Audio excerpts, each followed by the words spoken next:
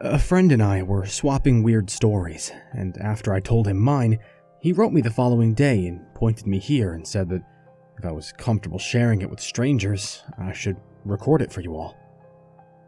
I've done a brief skimming of the other stories here, and I guess this is the place for strange tales. I hope that's right. I'm recording this during the day because, well, I get scared talking about it at night. My parents live in Terre Haute, Indiana. They own a number of rental properties there. When I graduated from college, I found myself looking for work and having to move back home until I found a job.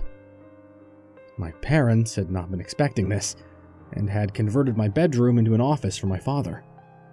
I spent the first few days sleeping on a fold-out futon in the basement. One of my parents' tenants passed away in his home just after I moved back.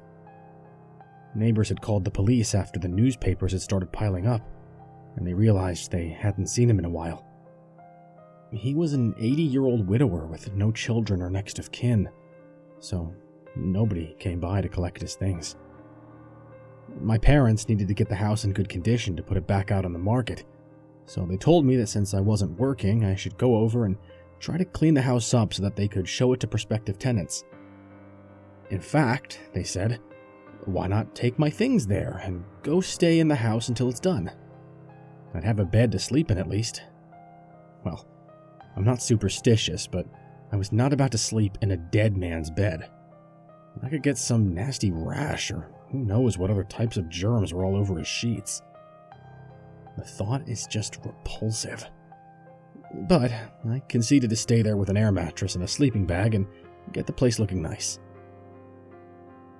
The house was small, single bedroom, one story with a ridiculously large basement.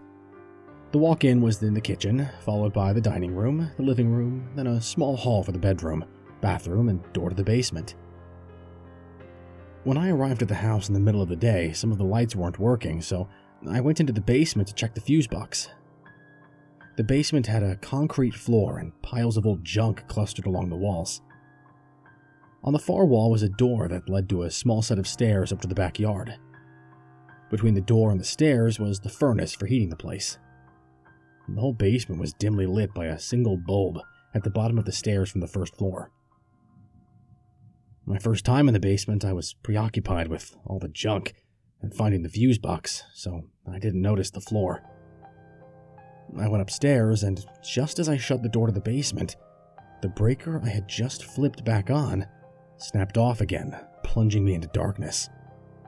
So I trekked back downstairs and flipped it again, and that's when I noticed the floor. In the center of the basement was a large pile of bags of fertilizer. Around the bags were these dark, blotchy stains on the concrete that seemed to stretch towards the door to the outside like tracks or drag marks. I noticed it, but I didn't think anything of it at the time. I went back upstairs, started setting myself up a good spot in the living room for my stuff, and went into the old guy's bedroom just to see what the bed looked like. It was real fancy. The frame was made of brass and had knobs at the posts and an arch over the head. The sheets looked really nasty, though, like he hadn't washed them ever. They were yellowing and looked blotchy, like the stains in the basement. More importantly, when I walked into the room, there was this faint aroma, musty-like, with a hint of talcum powder or some sort of deodorizing agent. But the longer I stood in the room, the more I started smelling some underlying current of rot. It started out like maybe some piece of fruit had rolled under the bed and been left there, but after a minute of inspecting the room, it was starting to be really overpowering. Yes, like something had died. I wondered if maybe the old man had died in that room. And then I started wondering if he was still in that room, rotting. It got that bad. I lifted the bed skirt and looked under the bed. There was this stuff under the bed. I don't know if it was a gigantic mold cluster or a dead raccoon or what. It was reddish brown, swollen, and sticking to the floor and the underside of the bed. It was bulbous, spongy looking, and wet, and I was really startled by the sight of it because I had not expected to find anything under there. I went around the bed to see if it was closer to that side, but when I looked under the skirt, there was nothing there. I looked long and hard, but there was nothing but dust and some loose change, and a book under the bed. I went back around to the other side and looked again, and it was gone. I wasn't sure what to think, so I convinced myself that I must have imagined it. The rest of the day went by without incident. Well, by without incident, I mean that, yes, the fuse box continued to flip off, and I kept having to return to the basement and flip it back on. And yes, sometimes a pile of books I had just sorted would fall over when I was out of the room, but that's not necessarily anything paranormal. It wasn't until that evening, around 8:30, which was about the same time that the sun vanished over the horizon, that things got weird. I had finished eating a bowl of ramen and was watching TV on this antiquated little set with knobs instead of a remote, when the whispering started. I thought it was coming from the show I was watching at first, but I turned the volume down and realized I could still hear it. So I started putting my ear to the walls to try to determine where it was coming from. I finally managed to trace the whispering sound to the air vent in the room. Every room had a small air vent in the floor that led to the furnace downstairs. I put my ear to the vent and could hear the whispering echoing from the basement. It never got loud enough to sound like someone actually talking. It was also a really faint sort of sound. So I grabbed my flashlight and headed downstairs to see what was causing it. I was at the top of the stairs to the basement when I heard this whoosh sound like a hard wind. And then the bottom of the stairs was bathed in this flickering orange glow. I got nervous and walked down slowly, pulling the chain for light at the bottom of the steps. The furnace was on, and the glow came from the open hatch in the side. I went over to the furnace, shut the hatch, and turned on my flashlight to look around for a timer or something. Behind me, I heard a shuffling sound, and I quickly turned around and danced the flashlight beam everywhere, but there wasn't anything. Like I said, I'm not superstitious, but I started feeling claustrophobic, so I went back the stairs, turned off the light, and went back upstairs. I went back to watching TV, as outside it got darker and darker. I made the mistake of watching some scary movie. Even though I wasn't a believer, I have a good imagination. The breaker to the living room went suddenly at a tense moment, and I almost jumped in fright at the sudden plunge into darkness. I fumbled for my flashlight and worked my way to the hallway to go back down to the basement. Just as I got to the basement door, the living room lights came back on, along with the TV. I just stood there, rooted to the spot. Breakers don't just flip themselves back on. I looked at that basement door for a long time. I managed to calm myself and decided that I should just go to bed. The bathroom was small with a sink, toilet, and stand-up shower. There was a window between the sink and the shower, but it was all frosted glass. You couldn't really see through it. I was brushing my teeth when I heard a soft scritch sound coming from the window.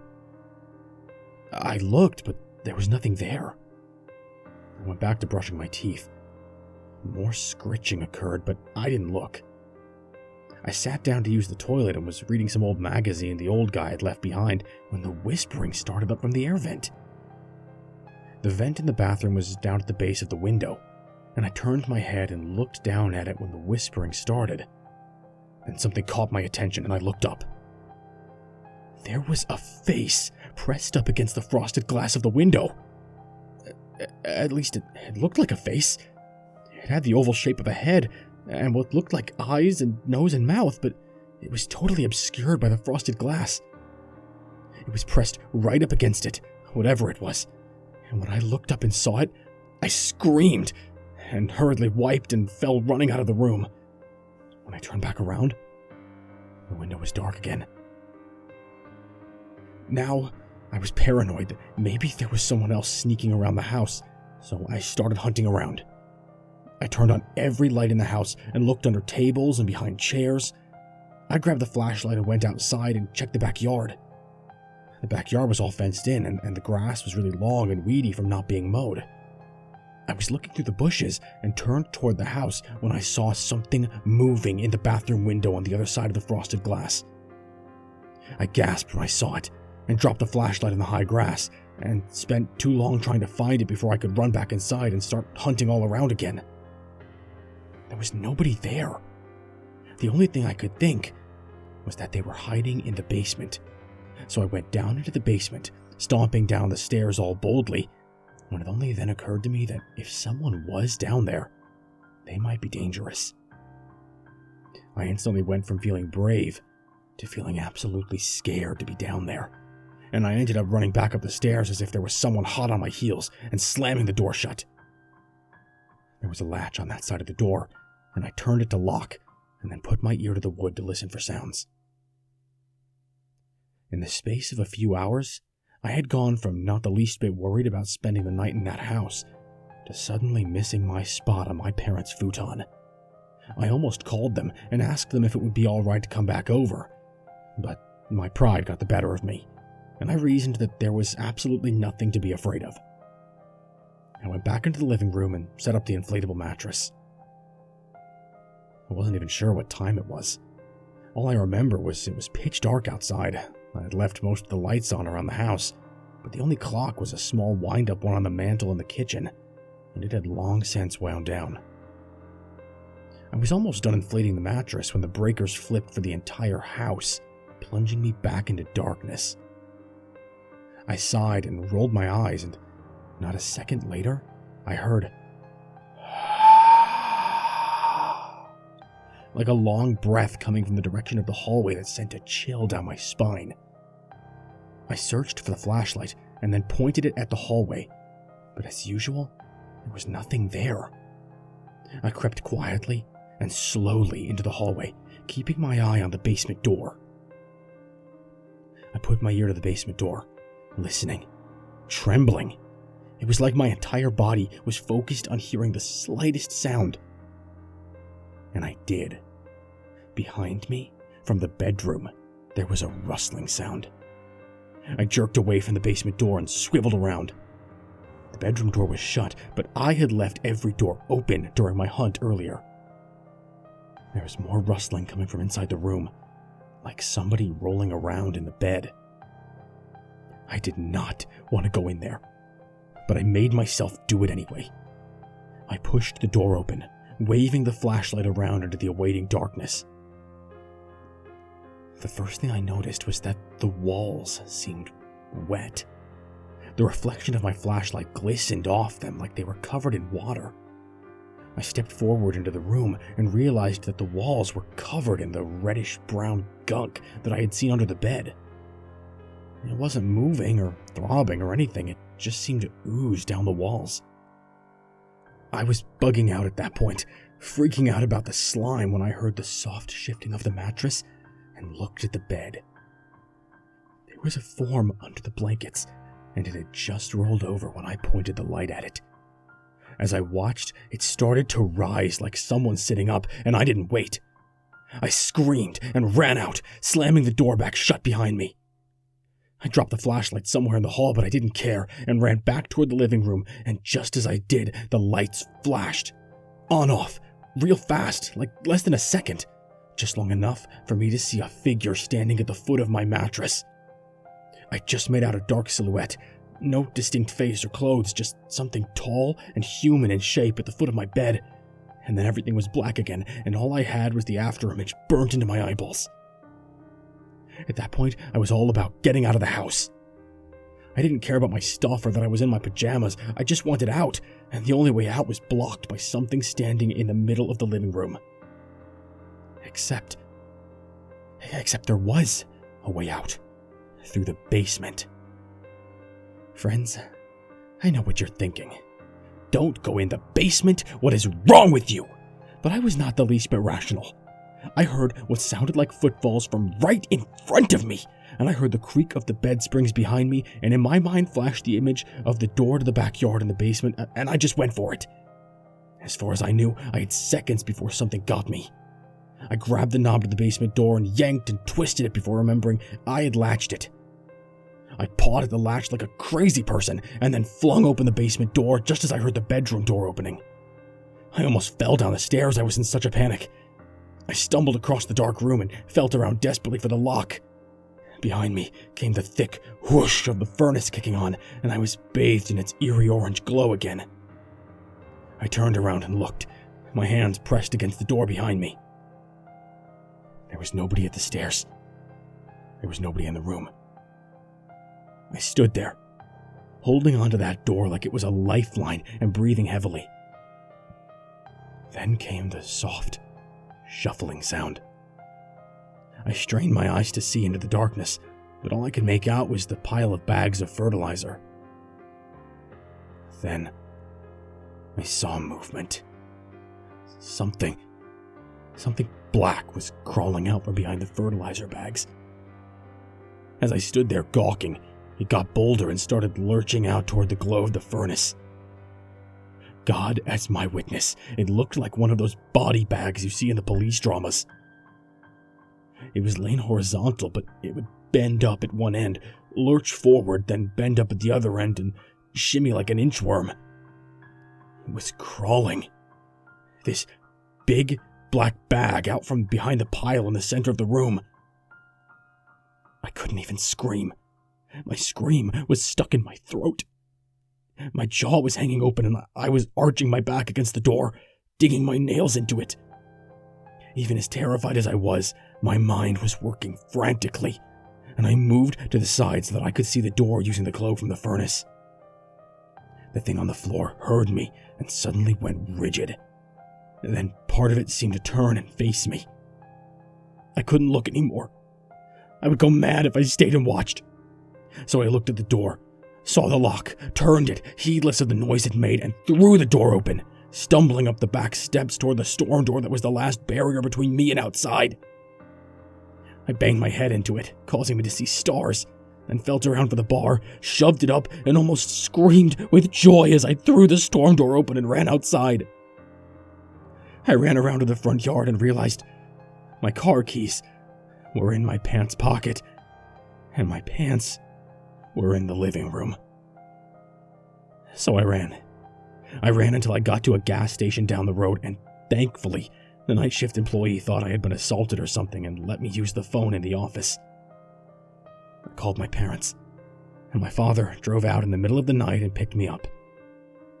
He wanted to go back to the rental house and investigate, but I begged him to just take me home. The next day, he didn't go to work. He went over to the house and got my things and checked to see if there were any signs of the things I had seen. When he got back, he told me nothing looked out of place, except for a partially inflated air mattress, a flashlight left in the hall, and the back door from the basement was wide open, and the neighbor's cat had gotten in. They sold the house a year or so later. My father had gone in and cleared out all the old guy's stuff himself after I refused to go back. I thought about renting it out again, but we decided that if there was really something unnatural about the house, the best bet would be to get it off their hands. And now, I'm a believer. Thank you for listening.